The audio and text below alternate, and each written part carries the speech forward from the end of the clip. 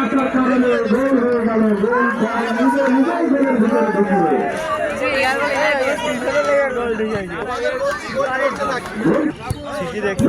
Goalkeeper থাকলে গোল হওয়ার কোনো সম্ভাবনা নেই।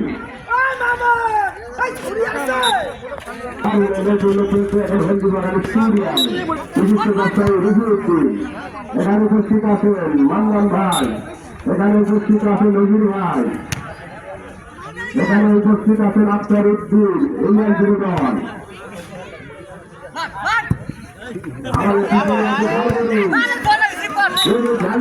আমাদের পিছনে আছে চলে যায়।